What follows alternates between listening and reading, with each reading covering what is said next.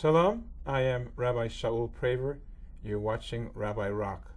Once again, we have the great pleasure of having Rabbi Joseph Ehrenkranz with us in the studio. Rabbi Joseph Ehrenkranz is an international rabbi. He has represented the Jewish people before the Vatican, before Pope John Paul II, and here is a picture of him, and I'll give it a moment for the camera to focus in there on the picture of Joseph Ehrenkranz, Rabbi Joseph Ehrenkranz speaking with the Pope. And there's still one other picture. Just stay with me there, and I will show you. Yep, come right in there. And try to put it at the right angle with no glow. There it is.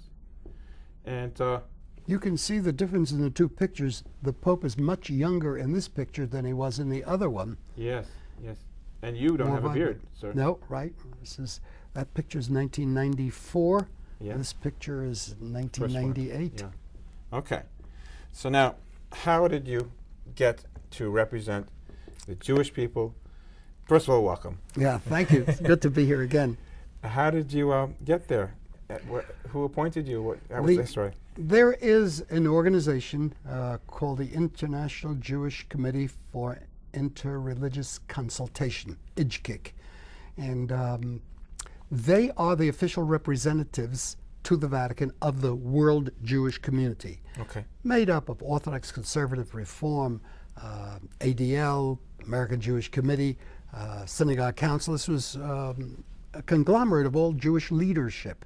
And on this... And you were the rabbi for the Orthodox? No. It was a Wednesday morning. I got a call saying this Sunday a group is leaving to the Vatican to spend a week studying the 25th anniversary of the Nostra Aetate. In these 25 years, we want to assess the value, what it has done, and where we see the future taking us, what else can be done. Tell us what the Nostra Aetate is. Oh, at the end of Vatican II, that was the Vatican II that was called by Pope John the 23rd. At the end of Vatican II, the paragraphs at the end was called Nostra Aetate in our time. Nostra Aetate in our time. And in it, it said that the Jewish people never were responsible, are not to be charged with Deicide? with deicide. They did not. The Jewish people are not responsible for the death of Jesus. Who is? And they are not to be. Neither the Jewish people of that time, nor Jews today, can ever be accused of deicide. Now that was a tremendous opening to the beginning of many, many changes within the Catholic Church, followed by 10 years study. There was the notes, and then 10 years later the guidelines, and then our communication after that, 25 years, and now the 40th year. Okay, then John Paul II, who you regard as a tzaddik, as a righteous man. There is no question. We don't have saints in Judaism, but if we did, he would be a saint. But we do have tzaddikim. He is a tzaddik. He is a very righteous. And I told him that. I'll tell you what happened. That was Wednesday call. The group left on Sunday. I got there, and this is my introduction. Remember, I'm the new kid on the block. Yeah. There are 20 of us. I'm new. So I did have the good sense to keep my mouth shut, listen and learn. And what I learned was that their group of 20 were made up mainly of cardinals, bishops, priests, the people who were steeped in the theology of Catholicism. Our group had a few rabbis, very few, and mostly lay people, good people, but not necessarily knowledgeable about the theology of Judaism. And if they didn't know the theology of Judaism, they knew less about the theology of Catholicism. Yes. So I observed people talking past each other. Not really listening, right? Well, they couldn't, because they used language that explained the theology of their Christianity. Different tools. And I was learning.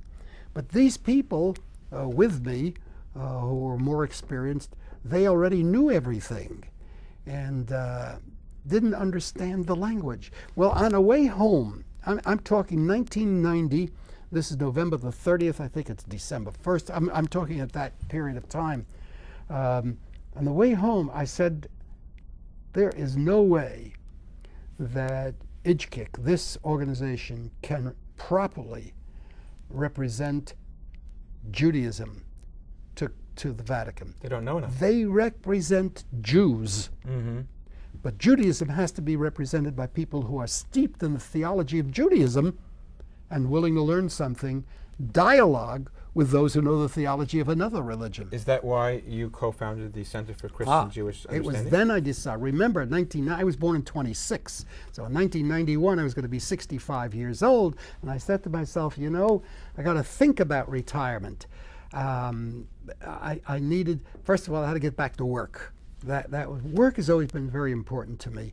My father told me, you better give your boss a day's work for $1's pay. Make sure. So I did that. I really worked hard, and got back into work, and it took me time to assimilate the information that I learned.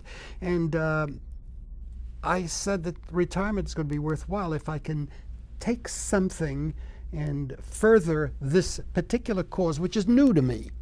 You had been a congregational rabbi? Looking after the very specific needs of the community? I was never very parochial in that. Yeah. And all right, let me interrupt. If you'll get me back on the subject, I can interrupt. Our synagogue is built on Strawberry Hill. Yes. Across the street from Roman Catholic Church. Agudas Shalom in Stamford, Connecticut. And this is St. Bridget's Roman Catholic Church. Yes. The two of us were built at the same simultaneously. Yeah. We finished the construction a week apart.